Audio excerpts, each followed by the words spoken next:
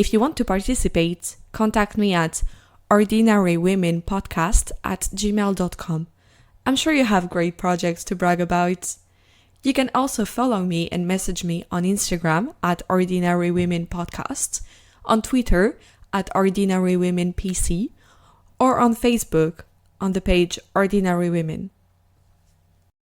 Hi everyone, welcome to a new episode of Ordinary Women. I'm with Velina today. Hi Velina, thank you so much for being here. Hi Lucy, I'm happy to be here as well. Thank you for inviting me. Thank you for your willingness to participate. Can you start by giving us a quick introduction of yourself, please? Absolutely. Hi everyone. My name is Velina Cara, and I currently live in Denver, Colorado. But I've lived really all over the place. I just moved from Texas, and then before that I lived in Connecticut, and then before that I lived in France, and then before that I lived in Bulgaria, where I'm originally from. So I kind of consider myself almost like a world citizen at this point, and I'm super excited to be here. That's so great. So many places. Wow. Do you think you'll stay for longer in Colorado before moving again? I hope so. No, I really stayed for a while in Texas, specifically Houston.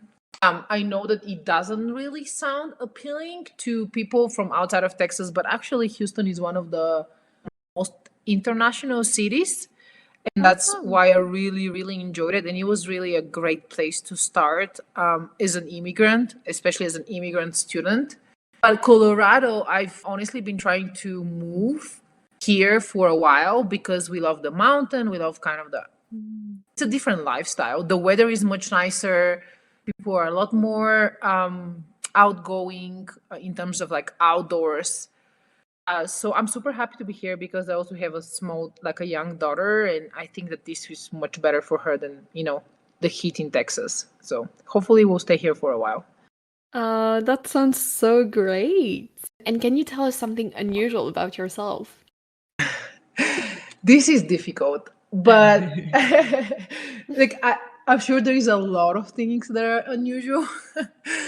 But what do I want to share? Well, so I used to be a semi-professional roller skater or rollerblader when I was a teenager.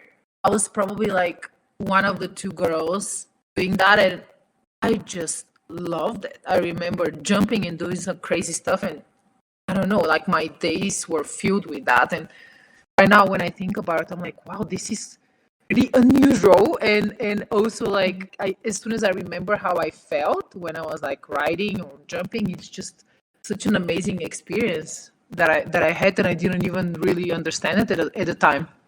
That's so cool. So when did you start to do roller skating?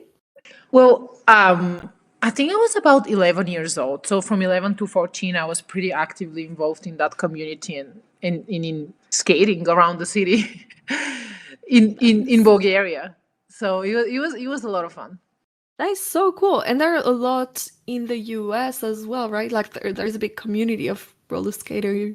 Probably. I actually don't know because that part of my life basically ended when I entered my teenage years, when okay. other stuff become priorities, which are really not, but that's how it feels at the moment. Yeah, definitely. So, But that's super cool and definitely unusual. That is great.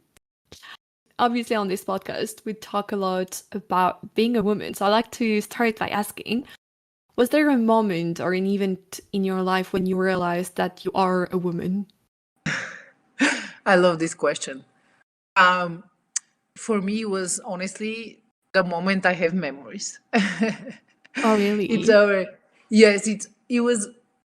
I actually, this is something that has been part of me, and I very vividly understood that there is a difference from a very young age, probably to like I said, my first memories, and it's very interesting, and that's something that I would love to like dig deeper when I have more time later on in my life. But from the very beginning, I didn't like that there was a difference. I remember being not okay with it, sometimes even angry, like I have an older brother. He's like 2 years older. So let's say I was 2 and he was 4.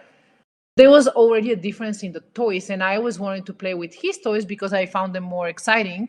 And I remember someone telling me, but no, that those are like girl toys. And I'm like, well, what does that mean? Like what do you Yeah. mean by girl toys? And they're like, well, I don't know. I think one of them was like a metal stove, because like those are like the very old toys. They were made from actually like steel or like metal. I don't even remember how exactly they were made. And I was like, but that's boring. Like I get it. Like I play with it for 5 minutes, but I want to play with something else. Why do we? I didn't know those words, but I was thinking, why do we label things differently? I don't understand. And I would get very angry, and I'm like, well, then I want to be a boy. I, I, Yeah. I used to say this a lot. I even remember, this is probably like, I hope it's PG-13, but I even like remember because I was playing with a lot of boys and girls, but mostly boys. And how we pee differently. Like I was even mimicking Mhm. how, we peed as children, just because. And now that I think about it, I don't think I wanted to be a boy. I just wanted to have the same access to things, if that makes Yeah. sense. No, Yeah. completely. Yeah. So what happened if you wanted to play with your brother, for instance? No, we always played.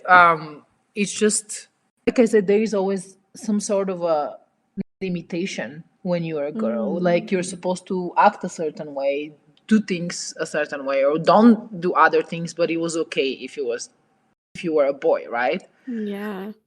Yeah. Oh I wow. didn't And what really appreciate that. Yeah, yeah, that makes a lot of sense. And was it your parents as well doing that, like gendering toys?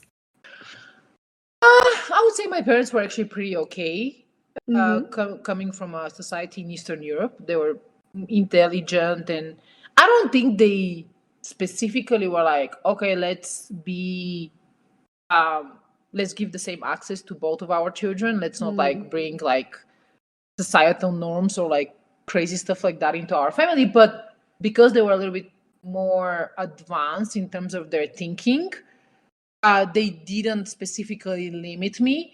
But outside of my home, oh yes, everywhere. Like as soon as you go out, like my grandparents, like other immediate family, like just even like school, absolutely in school. It was really everywhere. Oh wow. And yeah, like starting with toys, obviously, it's you Definitely really starts build with the your toy. own. Yeah.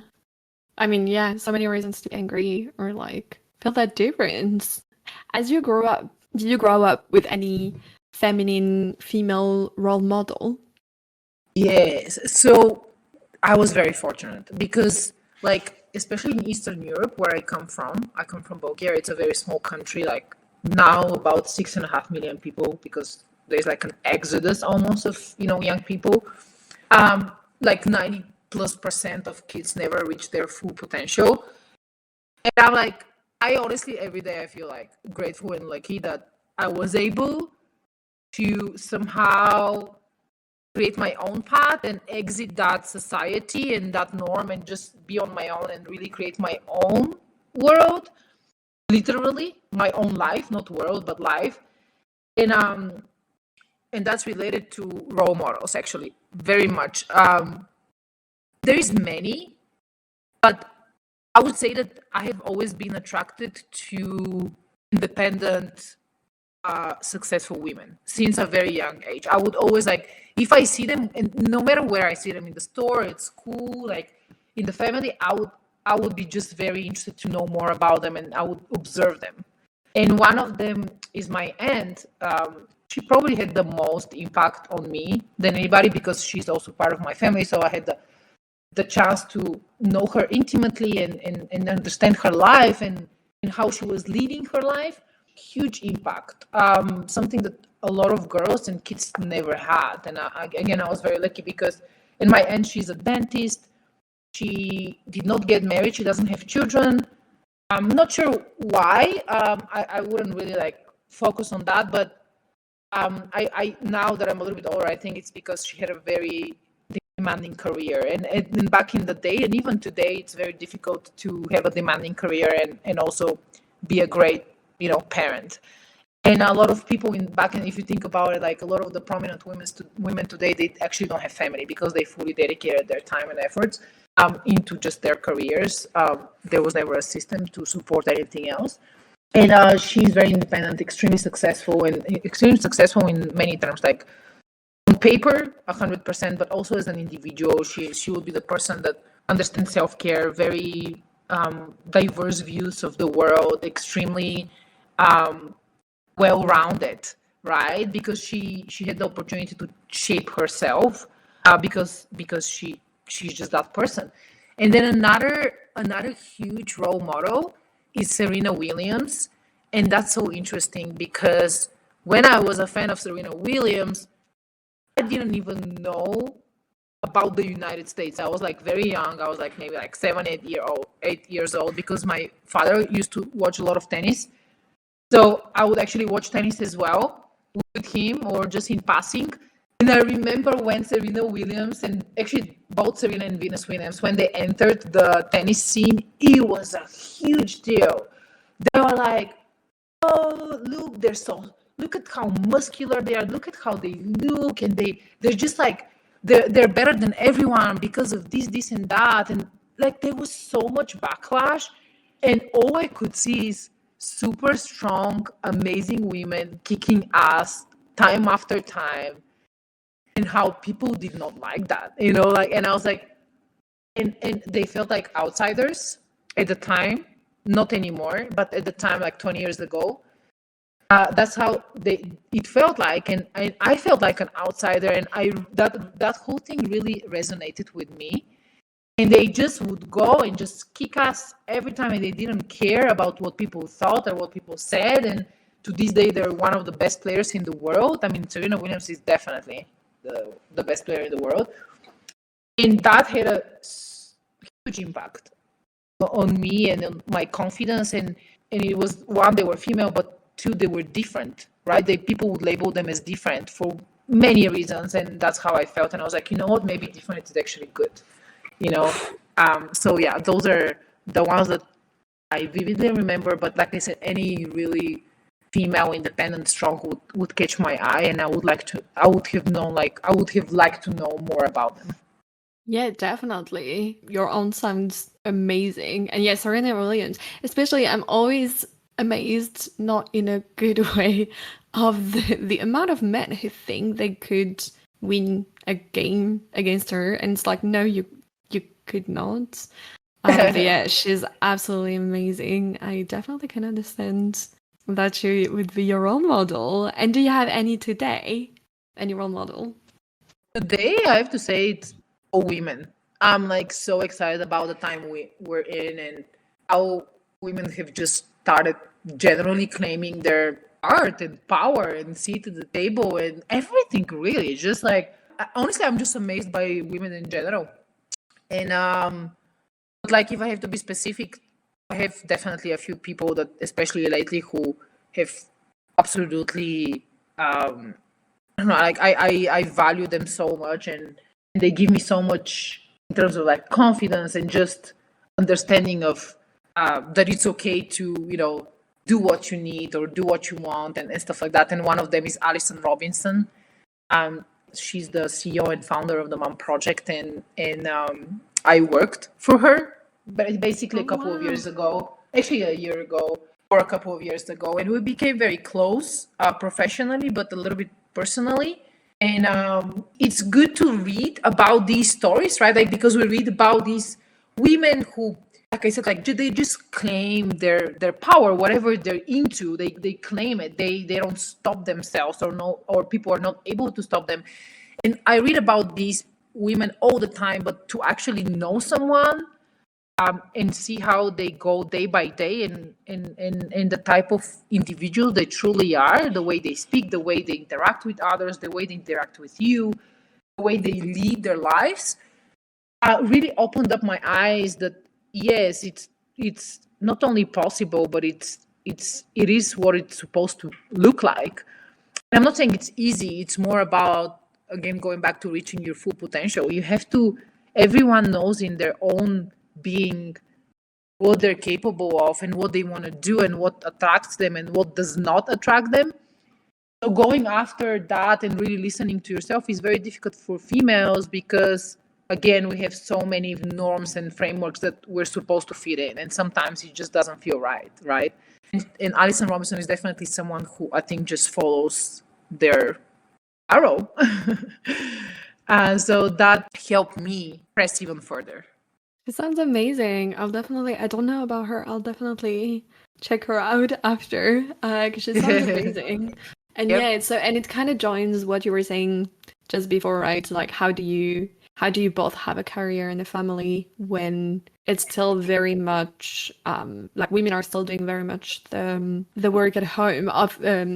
It's changing now, thankfully, but it's still. I mean, I don't know about the data everywhere, but I know that in France, at least a few years ago, it was still, I want to say 55% of the tasks at home were done by women, which doesn't, like, obviously it's not the same amount of time that you can put in your career. Yeah. No, absolutely. And this is just one of the units. Yeah, absolutely. More work, but yeah, it's very complicated. And it's complicated. I don't even like to even like, that's absolutely true. I think it's even more like women spend probably about 70% of housework, including, like childcare. But I do not like to specifically think about those numbers because I feel like, and people should. Me personally, I'm like, these numbers, we all know about them. There's so much research done into it. It's more about looking at the core of the problem, which is, the entire system was built like 50 years ago when, factory work was really the way of, labor was performed. Women were not part of the labor force and women were not part of the decision making on a policy level. So this entire system was made for a different time, for a different audience, and for a different setup. And of course, it will never work today. And I think that if we can just honestly just forget about everything and just like start rebuilding would be probably the best way to move forward. Yeah, definitely. Definitely. And also, yeah, what you were saying is so true. And especially now that we are asking women to basically do all the free labor that they were doing at home, plus 7 to 8 hours of work per day is like, no one can do that. It's but yeah, definitely. Hopefully one day we'll get there. The more involved we are, the more the quicker things will make more sense for everyone. Yeah, definitely. Thank you so much for sharing all of this. So interesting and inspiring. Thank you. And I'd like to jump on kind of the second part and talk about something that you want to talk about and that you're proud of that you did. So what do you want to talk about?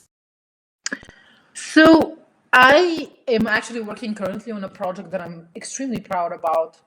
And I think I'll definitely focus on that. Where do you want me to start? How about like you tell us a bit about what it is? So during COVID, a lot of things happened and didn't happen, right? We were staying home, we were isolating.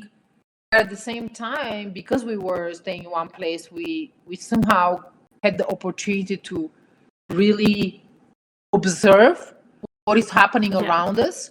What is happening around us in terms of like, people, even politics, right? Politics was a huge part of that period, right? We are usually involved in politics, but at that time we were extra involved. And because of that, a lot of, I would call them problems to be solved emerged, or they didn't emerge, they were more clear. I like to call them opportunities. To me, I go by every single day and I see a lot of things from, I don't know, simple things like, why is my coffee machine operating the way it is, to like huge, like societal issues. And I'm like, what if we did that? What if we did that? What if we do that? So I always find opportunities to improve or, evolve or completely change depending on the use case. And at that time, I was a young mom. My daughter was 5 months old. She was growing fast, and I was working from home actually, full time, and I was also a full time caregiver. And I would be like on digital applications all the time, like Nextdoor. That's super popular in the US. Like if you live in a neighborhood, you're probably on Nextdoor, Facebook, whatever, like all the major ones. And I started to notice that because of COVID, a lot of people got laid off. And I think, again, just people were like interacting more in general online. And I've noticed a trend where, people will be like, hey, we can help with this. Hey, we can drop off your groceries if you're sick, or if you're like, I don't know, immunocompromised and you don't really want to leave your house, and we'll be happy to just deliver stuff or run errands for you.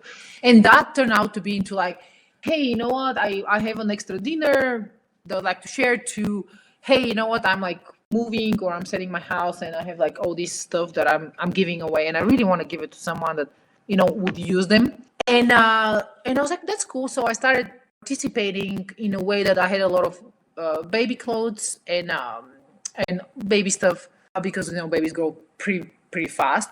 So I'm like, oh my god, like I would even picture like going to the this household, the mom and dad like super excited, or the caregiver, and then the baby wearing the stuff, and then like maybe them giving them away to the next person, and it was just like a very cool thing. And I started doing that honestly on a weekly basis, and then it grew into like all kinds of stuff that we had around the house that we didn't need. And then I was like, every time I would do it, I was like, oh, I wish I could do this, because now I'm receiving 500 messages. Like like the system for doing that online currently, it's not ideal at all. It's not optimized, because we're trying to do these things on platforms that were not meant for this type of transactions, literally.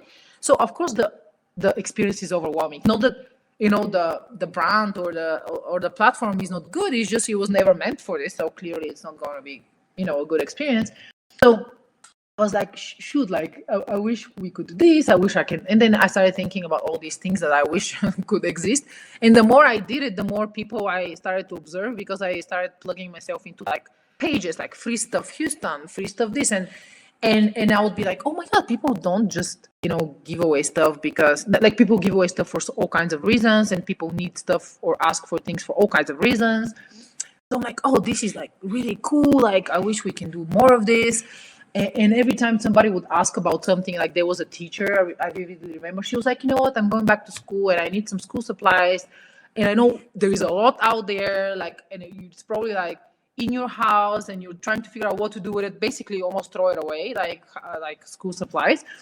And I'm like, just give it to me. I have like 30 students that would really benefit. And then she received probably like 500 messages. Immediately people jumped in. I have this. I think she asked for one thing, and I think at the end she got like 500 things. And I'm sure that that was super positive for the school, for the students. Just think about that impact. And those people that gave those things away, they were so fulfilled, because it's not sitting in their home. They're not going to throw it away. They actually know that this is going somewhere where it's going to be used, and there's like impact from their actions. So I was like, and I was working in the mom project at the time, and I was doing an amazing project for them. And I was like, this just could not get out of my mind. Like I would get up in the morning, I would think about it. And again, I was also a participant. So I'm like, and I was like doing additional continuing education with IDEO. So I was like doing a lot of courses with them. And I was always using these use cases to just continue to dig deeper into the concept. And what can we improve, and like insights for innovation, and I did a lot of consumer research, and that's in parallel with the amazing work that I was doing for the mom project, and the amazing work that the mom project was doing for people. And as soon as that project finished, and every day I would just wake up and think about it. So I was like, I think it's time for me to step away from my traditional career and just try to really focus on this, because if I'm constantly thinking about it, probably there is a reason. And I think the reason is because, one, I was very passionate about it. Two, I know that I can really bring an amazing solution because of my background. And three, I think that I've been waiting for this moment, honestly, my entire life, to actually do something create something that actually has a positive impact, but also for me to be I just want this to be my career. And at that moment, I kind of stepped out, and I was like, okay, we need to figure out a better way, or we need to create a better way for people to give or seek items for free. And that's what I'm working on. I have like amazing people involved in this, and it's been a few months, and it's becoming more real and more real. And I think there is a huge opportunity to make an impact. The company is actually a public benefit company. I'm so proud of this, and hopefully soon we could have this solution and really start bringing all these amazing people that can't wait really to have an optimized experience and like perform those transactions, and also maybe show the rest of the world that this is another way we can deal with goods and things. It doesn't always have to be new. I think there is more sustainable practices out there. That's so interesting and so cool. I love it. And I love how like the idea came. It's definitely so cool. And yeah, like it's so good to have like secondhand platforms. And like we've seen that it works quite well for clothes when you pay. But it's definitely interesting also to just have like people giving things away, because definitely better than throwing it away. Actually, where I live, and especially in my in the area, people sometimes leave things outside and other people just grab it. So we have so many things at home that my flatmate just saw in the street. Absolutely. But yeah, I'm sure that so many of these just end up being thrown away when other people could reuse it. So yeah, that's so cool. Can't wait to see to be able to use it whenever or if it arrives in Europe at some point. Oh, I really hope so. Yeah. It will pilot in the US, but I think that's I think this solution doesn't really have borders, and Europe is definitely I think the culture and just I think it's just a perfect spot as well. But again, I don't think that this is to me like a global solution. But of course, you have to start somewhere, right? So yeah, definitely. Cool. And how did you do it? What did you concretely do? So there's no specific step. It's like I said, it's a process. It's just like I said, almost for over a year, I couldn't get it out of my head, and that's the beauty of it, because during this year, I actually listened, observed, I spoke to the consumer, so I got to really understand what the pain points are, what's the problem to be solved, what a potential solution could look like. And I think that I am so actually excited that this started that way versus I'm just trying to figure out what to do and just create something. It was very organic, right? And I spent a lot of time being in the background, just collecting insights. And that's how. But once you decide that you actually want to pursue, commit to finding a solution, then the first step was to evolve away from my career and dedicate my time to it. And that's not an easy decision when you're. And I mean, I don't think it's ever an easy decision, but when you have a family and when you are an immigrant and you know what instability means, so you have to be ready to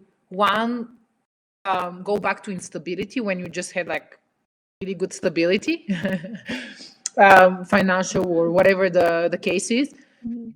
And also personally, you have to be okay, now I'm stepping away and I'm going to probably miss out on, I don't know, promotions or your career advancement. You're definitely taking a side move, if that makes sense. And that's very difficult. That's very difficult for most people. And especially for women. Actually, women were not raised to be risk takers. That's why there is not that many women founders or women, creators yet. That's changing drastically. But our generation, millennials, because we are all about stability. We're kind of the people that need to make sure that the family is running well, everything is good, and when you step aside like this, it's really the opposite. You have a plan, obviously you had a plan, but still, that was the first move, to have a backup plan and also be at peace with yourself that this is about to happen and you have to just take it, and believe that you're doing something, whether that's greater or something greater for yourself or for others or both, or this is kind of the path that you need to follow. You have to feel it, right?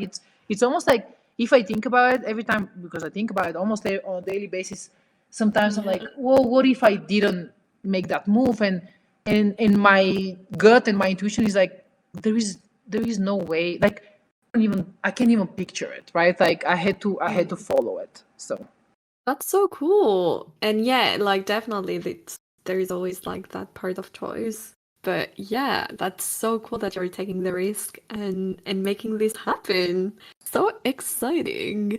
And was there any important figure, like someone important that really helped you in that?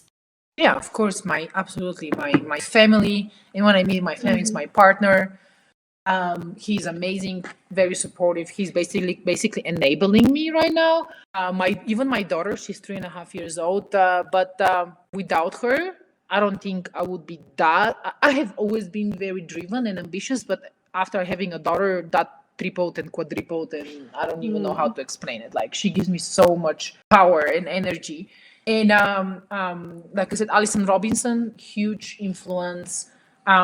She's just the most amazing person and supporter. And other contributors like close friends, who are always there when you need them, which is super amazing. And again, being an immigrant, I don't take any of this for granted. Like all of that system had to be created. It took years, and you're not just like thrown into it, right? Like you look for it, you work for it, you build it, and you just, without all of this, this wouldn't be possible. So These people all sound amazing. Sounds like you have, yeah, an amazing support system, and that's so great that you were able to create that. yes. Yeah. And what's the challenges that you've faced so far in developing this? Always the same. The challenges, I think, are pretty persistent. I think the biggest challenge for me is myself. You have to be able to give yourself the chance. And again, I'm saying that I'm my biggest challenge, but that also comes from the system that I was raised in and how we were programmed in a way. So being able to look outside of that and be more objective and be like, okay, well, there is nothing wrong with doing any of this, like it's super important. So that's a big challenge. Like it's me against me every single day. But also that's also a positive in a way, because I really kind of like look at things very carefully because of that. And other challenges is just right now, like literally right now, is just how do you, like there is only like 4% of venture capital going to women, women founders. Yeah. And even like forget about venture capital firms, like even investors, like there is very little percentage of female investors, and it does matter. Representation does matter, right? Mm-hmm. And also same thing with female founders. There is not that many because of the many reasons that we even discussed today, and we are not that aggressive. We don't know how to connect to people, right? Because we are more empathetic, more it's just more difficult. And we and those boundaries, sometimes we set them for ourselves, but that's because of the society we live in, because because of the way we were raised. So like I try to stay connected to women who are already in it, and they're like, it's okay, like it's okay not to know stuff. It's okay to go and reach out to someone. It's okay, because like that gives you the confidence that you're not doing anything wrong. And by the way, every other person out there does that, but for some reason we're like, no, we don't feel like this is the right thing to do. It's almost like timid, right? And that's a challenge, because if you want to do something and accomplish something, you have to ask for it, and you have to believe that you have the right to ask for it. So it's definitely a challenge. Definitely, yeah, completely. Yeah, I feel that this is always what you'll see in the like Pinteresty self-help motivational quotes, like you're your only enemy or something like that. Oh But yeah, then, absolutely. like, yeah, which is true, but also I wouldn't say only, and especially for like being a woman and all the reasons you've mentioned and we've talked about, and so many other discriminations. But yeah, and was there on the contrary something that was easier than you thought would be? Easier. I don't know about easier, but delightful is to wake up every day and spend hours and hours working on something that you believe in, you're passionate about, you can do, you have all the necessary skills and whatever you need to do it. Oh my God, it's the best feeling serious. Like, it's just like I lose myself. Like, it doesn't feel like work, if that makes sense. And I think that that was very delightful to find out. Of course, there's stressors and stuff, but that's always the case. Like, so I'm like, I think that we should just live with the stressors and kind of like try to enjoy the rest of the time. So I find this entire journey extremely delightful in terms of how I spend my time and how I feel, well, during that, those work hours or work times. Like, I feel amazing. That's amazing. And yeah, knowing that your energy goes to that is so, so cool. Why are you proud of it and of yourself? I have to literally sit down and think about that. Think about it, because again, it's not natural for me, or I think most women, to think about why they're proud of themselves. But I'm like, you know what? I have to think about it, and I have to find an answer. And I did think about it, especially I think since COVID again. Like, I think we just started to appreciate things a little bit more, and life in general. And I think I'm proud of. I have so many things to be proud of, but I think the biggest thing is that I have always been extremely intentional, and I've always, like, there is a quote that I just resonates with me so much, and I don't know if everybody, like, if other people resonate with it or understand, but I read somewhere something along the lines where I could never accept the circumstances I was born in, right? And I think that's my very first memories, even going back to, when you asked me, when did you realize you're a woman or a girl? Like, those are, again, circumstances, and there were so many things that I didn't accept, and I've always worked my way towards a solution or to a different way, because, I did not accept things the way they were. And that is super the key to why I left Eastern Europe at the age of 18, absolutely by myself, with about maybe $400 in my bank account. And that was from my aunt. She was my sponsor. And I don't know even how to describe to you, like, the next 10 years, especially. I've been here for 18. It's extremely, extremely, extremely challenging and difficult.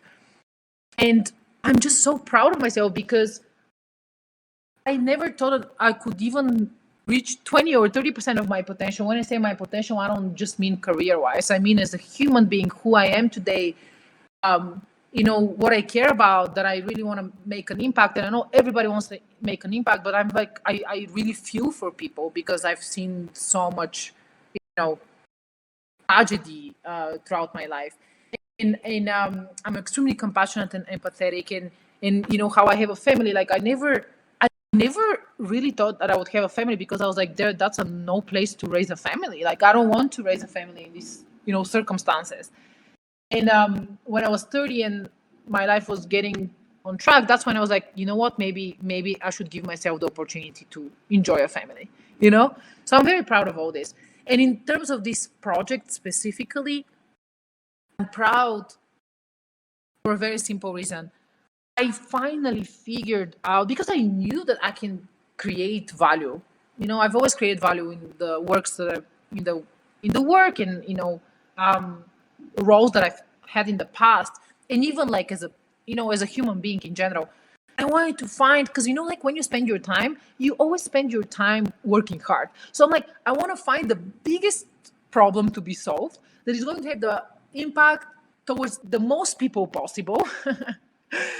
And then spend the same amount of energy that I would spend on something else on this, because it's so worth it. And I'm so happy. And again, that came organically, right? Like, because I was, because of COVID, I was doing this.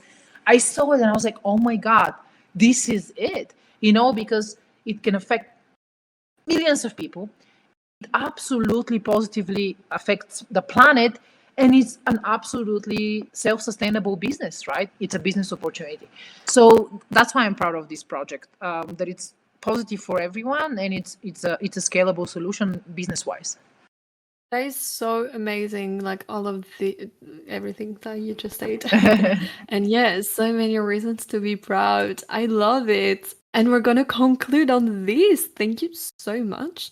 Before we end, is there anything that we didn't say, we didn't talk about, and that you wanted to mention before finishing the podcast? I really don't know. I think we I think that was amazing. Thank you so much. It was very laid back, but also I think there was like some good things that we've discussed. Thank you so much, and thank you for everything. For sharing all of this. It was really interesting. Thank you, Lucy.